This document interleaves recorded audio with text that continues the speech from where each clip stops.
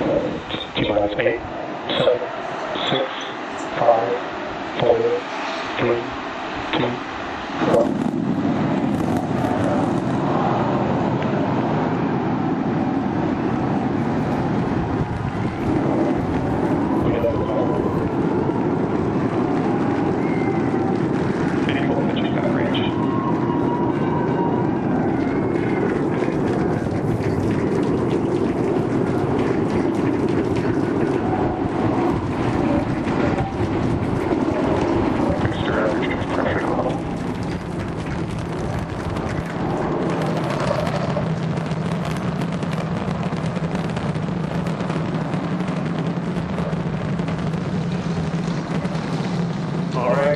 A little over 40 seconds into the flight. We are seeing 33 out of 33 Raptor engines ignited.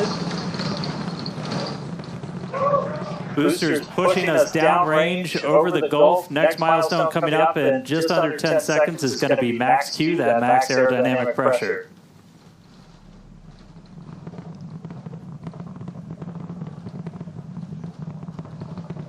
Max Q.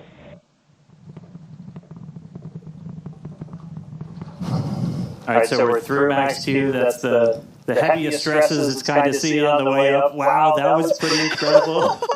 I'm still recovering. That was amazing. Beautiful views of the vehicle on ascent, pitching downrange away from the launch tower. Next thing coming up is hot staging. So we're going to look for 6 engines to ignite on ship while we're still attached to the top of the booster. We'll see all but those 3 center engines shut down on booster.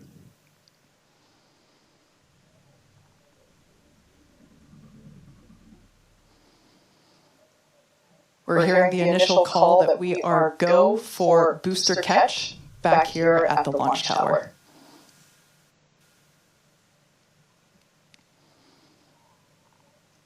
Coming up now on hot staging, the ship's engines will ignite while still attached to the Super Heavy booster, and also while Super Heavy booster will still be under power itself.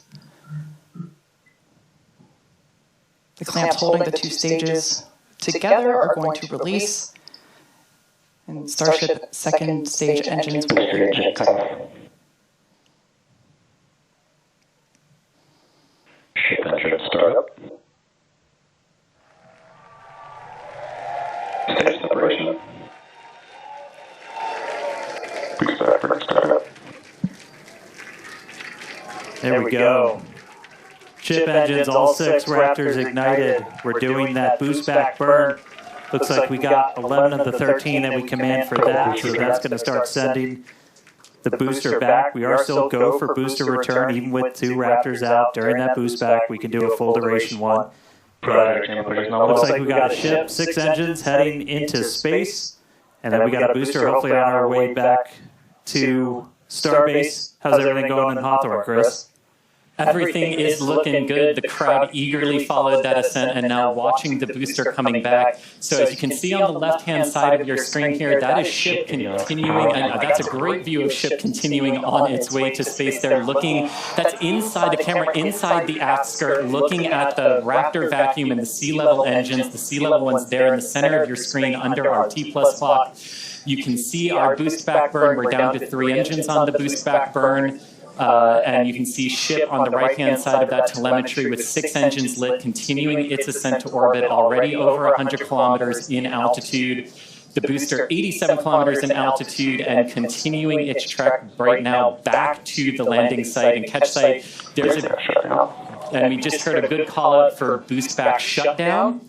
The next thing we should see on our screen is the separation of the hot stage from the Super Heavy booster. We jettisoned that because we do not need it for the landing, but on future iterations of the Super Heavy, that hot stage ring will be incorporated into the booster and we will get it back. But for today, you can see it on the right-hand side of your screen there, just separating off from the right-hand side of the booster. You can also see the booster doing its liquid oxygen dump there, which is exactly what we would expect for it to do as the booster gets itself configured for the landing here. Now, meanwhile, Starship will continue to coast after it reaches orbit for about 40 minutes or so up to an altitude of 214 kilometers, but it's still got a ways to go there, currently accelerating past 7,500 kilometers per hour there in velocity. And just look at those great views of the booster coming back. The Gulf coastline there just looks absolutely gorgeous. Starship is on a nominal trajectory. And there we hear nominal trajectories all around. And Dan and Kate, we're at 5 minutes, 15 seconds here into the flight. Everything looking good for the Super Heavy and for Starship today. What's it like there at Starbase as we get ready to catch? It was incredible, Chris, to be able to see the mock diamonds with my own eyes. That was amazing. We are standing by for return of booster back to the launch tower. We have heard that we are go for the catch of the booster. Yeah, this coming from one of our long-range tracking cameras, we're able to see the hot stage separate and fly away. So coming up in just about 30 seconds, we're going to look for the landing burn. We're going to command those 13 inner and middle ring engines to turn on. 13 initially, they bleed off all of that velocity as we're slowing down from supersonic speeds, eventually moding down to only 3 engines for that precision flight into the tower. Right now, booster using its 4 hypersonic grid fans to help guide itself through this atmospheric entry back for its precision landing at the launch site. Once again, we're going to ignite first the center 13 engines. We should see that coming up here momentarily. Engines in startup. This is going to come down to 3 engines as the booster slows down for its landing. And we just heard the sonic boom.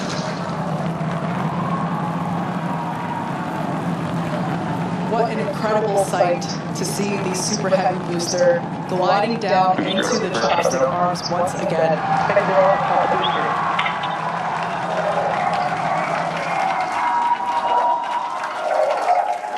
Stuck the landing. Wow.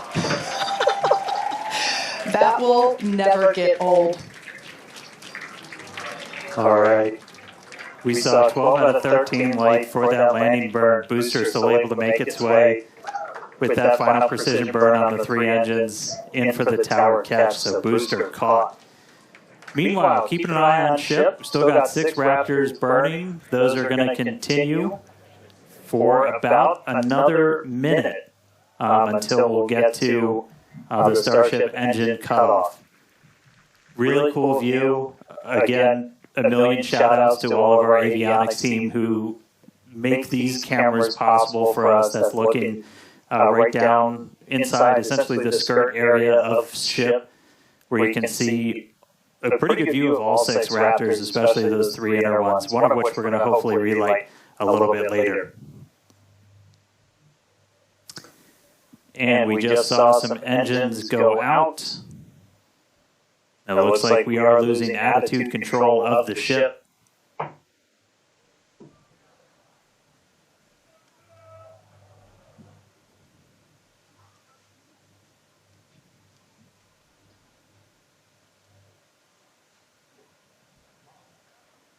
Ship saved. So we're still getting video down from the ship. You can see we've lost several engines and we've lost attitude control of the vehicle.